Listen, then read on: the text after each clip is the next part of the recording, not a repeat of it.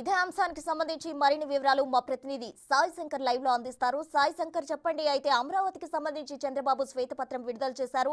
గతంలో జరిగిన విధ్వంసాన్ని కూడా వివరించారు. అదే విధంగా రాబోయే కాలంలో ఏ విధమైనటువంటి పనులు చేయాలో కూడా వివరించడం జరిగింది. పూర్తి డీటెయిల్స్ ఏంటి?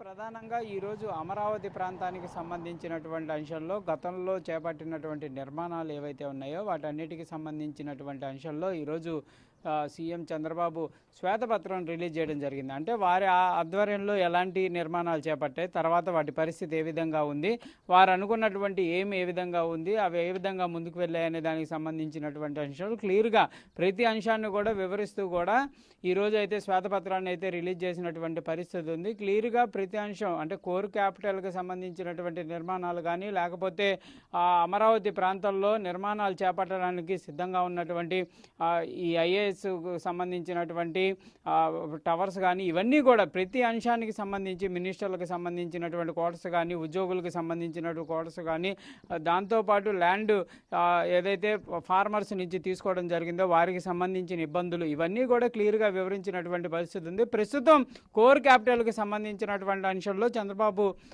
క్లియర్గా ఏదైతే ఆయన వివరించినటువంటి పరిస్థితి ఉంది. ప్రధానంగా ఇప్పుడు మనం ప్రధానంగా ఉన్నటువంటి కోర్ క్యాపిటల్ ఏరియా ఏదైతే ఉందో ఆ ఏరియాకి సంబంధించినటువంటి అంశంలో కూడా క్లియర్గా ఆయన అయితే వివరించినటువంటి పరిస్థితులు ఉన్నాయి. ప్రస్తుతం మనం చూడొచ్చు కోర్ క్యాపిటల్ ఏరియా ఏదైతే ఉందో దీనికి సంబంధించి నిర్మాణాలు అంటే ఇక్కడే ప్రధానంగా పర్మనెంట్ సెక్రటేరియట్ ఏదైతే నిర్మాణం చేపట్టాలనుకున్నారో దీనికి సంబంధించిన స్ట్రెచ్చర్ని కూడా ఈరోజు ఆయన చూపించి క్లియర్గా వివరించినటువంటి పరిస్థితి ఉంది. ఏ విధంగా అనుకున్నారు, ఇప్పుడు ప్రజెంట్ పరిస్థితి ఏ విధంగా అయింది అనేది ఆయన పరిశీలించినటువంటి నేపథ్యంలో ఎలాంటి పరిస్థితులు కనిపించాయనేది కూడా చెప్పారు. ప్రస్తుతం మనం కూడా చూస్తున్నాము సెక్రటేరియట్ నిర్మాణాలు ఏదైతే చేపట్టాలనుకున్నటువంటి కోర్ క్యాపిటల్ ఏరియా ఏదైతే ఉందో ప్రస్తుతం ఇది టవర్స్ లాగా నిర్మాణం చేయాలనుకునే విధంగా కూడా ప్లాన్ చేసినటువంటి పరిస్థితి ఉంది. మొత్తం ప్రభుత్వానికి సంబంధించినటువంటి సీఎంతో పాటు మిగిలినటువంటి మినిస్టర్లకు సంబంధించి కానీ హెచ్ఓడీలకు సంబంధించి అందరూ ఒకే విధంగా ఉండే విధంగా ఇక్కడ నిర్మాణాలు అనేది చేపట్టాలనే విధంగా కూడా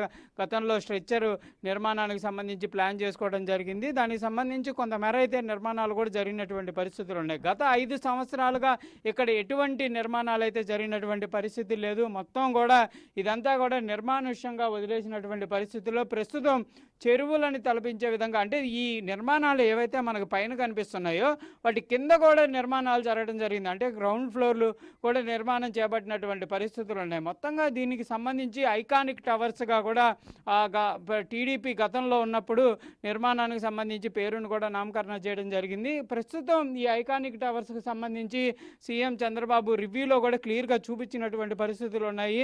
ఎలాంటి పరిస్థితి ఉందనేది కూడా ఆయన చూపించినటువంటి పరిస్థితి. ప్రస్తుతం మనం వాటినే చూస్తున్నాము.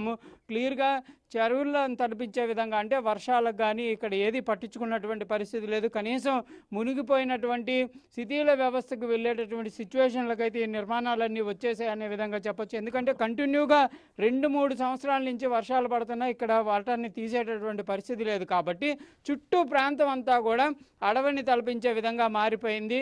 ఈ మధ్యలో నిర్మాణాలు చేపట్టినటువంటి ఈ ఐరన్ అనేది కూడా పూర్తిగా వంగిపోయి శిథిల వ్యవస్థలకు అయితే వెళ్ళిపోయినటువంటి పరిస్థితులు ఉన్నాయి. ఎందుకంటే కంటిన్యూగా వాటర్లో తడవటం వల్ల ఇవన్నీ కూడా తుప్పుపట్టేటటువంటి అవకాశాలు ఉంటాయి. కాబట్టి మొత్తం కూడా ధ్వంసమైపోయినటువంటి పరిస్థితులు అయితే ఇక్కడ క్లియర్గా మనం విజువల్స్లో చూడొచ్చు. ఇలాంటి పరిస్థితి నుంచి ప్రస్తుతం మళ్ళీ నిర్మాణాలు అంటే కోర్ క్యాపిటల్ నిర్మాణం అనేది ఈ ప్రాంతంలోనే చేయాల్సినటువంటి పరిస్థితులు అయితే ఉంటాయి. మొత్తం ఈ వాటర్ ఏదైతే ఉందో దాన్ని తొలగించాలి ముందుగా. తర్వాత నిర్మాణాలకు సంబంధించినటువంటి ఐరన్ ఏదైతే ఉందో అదంతా స్ట్రాంగ్గా ఉందా లేదా, కింద నిర్మాణాలు జరిగినటువంటి బిల్డింగ్స్ ఏ విధంగా ఉన్నాయి, వాటి పరిస్థితి ఏంటి అనేది కూడా మళ్ళీ అంచనాలు వేసుకోవాల్సినటువంటి పరిస్థితి ఉంటుంది. ఇంజనీర్ల నిపుణుల బృందం కూడా పరిశీలించాల్సినటువంటి పరిస్థితులు ఉంటాయి.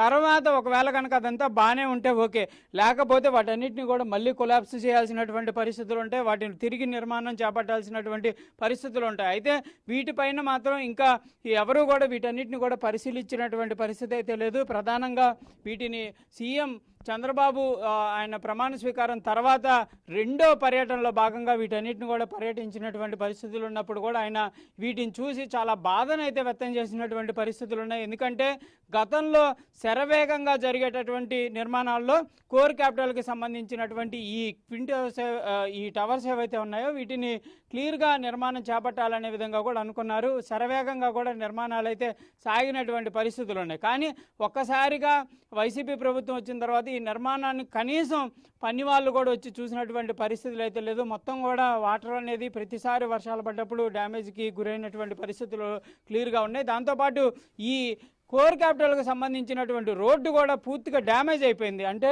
బీడులు పడిపోయినటువంటి పరిస్థితి. ఒకసారి పరిశీలిస్తే ఏదైతే ఈ రోడ్డు అంతా కూడా భూకంపాలు వచ్చినప్పుడు కనుక డ్యామేజ్కి ఏ విధంగా ఉంటుందో ఆ విధంగా ఈ రోడ్డు కూడా పూర్తిగా డ్యామేజ్ అయిపోయినాయి. అంటే వీటిని పట్టించుకోకపోవటం, మెయింటైన్ చేయకపోవటం, తిరిగి ఈ గుంతలు ఏదైతే డ్యామేజ్ అవుతున్నటువంటి రోడ్డుని తీసేసి కొత్త రోడ్డు వేసినటువంటి పరిస్థితి లేదు కాబట్టి మొత్తం కూడా డ్యామేజ్గా అయింది. దాంతోపాటు ఈ నిర్మాణాలకు తెచ్చినటువంటి ఐరన్ మొత్తం కూడా వర్షాలకు తడవటం, తుప్పు పట్టిపోవటం, వేల రూపాయలు ఖర్చు పెట్టి వీటన్నిటిని కూడా గతంలో తీసుకొచ్చినటువంటి పరిస్థితులు ఉన్నాయి. దాంతోపాటు ఇక్కడ మనం ఒక యాక్సెస్ ఏదైతే ఈ నిర్మాణాలకు సంబంధించినటువంటి ఎవరైతే డిజైన్లు కానీ లేకపోతే ఆర్కిటెక్చర్ కానీ ఈ నిర్మాణం చేపడుతున్నారో వాళ్ళకి సంబంధించి బోర్డులను కూడా ఏర్పాటు చేశారు. వాటిని కూడా మనం పరిశీలించవచ్చు. వీళ్ళెవరూ కూడా 5 సంవత్సరాల కాలంలో ఇక్కడికి రాలేని పరిస్థితి. ఎందుకంటే ప్రభుత్వం సహకరించినటువంటి పరిస్థితులు లేవు కాబట్టి వాళ్ళు కూడా ఈ నిర్మాణాలపైన దృష్టి పెట్టినటువంటి పరిస్థితి లేదు. దాంతోపాటు మొన్నటి వరకు ఈ లైట్లు కూడా ఏవి వెలిగేటటువంటి పరిస్థితి లేదనే విధంగా కూడా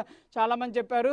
తిరిగి టీడీపీ ప్రభుత్వం అధికారంలోకి వచ్చిన తర్వాత సీఎంగా చంద్రబాబు ప్రమాణ స్వీకారానికి ముందే వీటన్నిటిని కూడా బాగు చేయాలనే విధంగా చెప్పినటువంటి నేపథ్యంలో లైట్లను అయితే పునరుద్ధరణ చేశారు. ఈ లైట్లు అయితే క్లియర్గా వెలుగుతున్నటువంటి పరిస్థితికి ఉంది. కానీ ప్రస్తుతానికి ఈ రోడ్డు అయితే మొత్తం కూడా బీటబారిపోయినటువంటి పరిస్థితులు ఉన్నాయి. దీనిని క్లియర్గా మళ్ళీ నిర్మాణం అయితే చేపట్టాలి. ఎందుకంటే ఈ మట్టి అంతా తొలగించాలి, ఈ తారంతా తొలగించి మళ్ళీ మట్టి పోసి మళ్ళీ రోడ్డును అయితే వేయాల్సినటువంటి పరిస్థితి అయితే ఈ రోడ్డుకు ఉందనే విధంగా చెప్పుకోవచ్చు.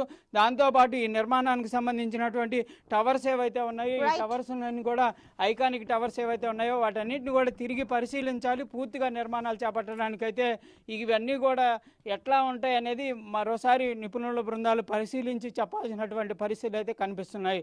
ప్రసన్న.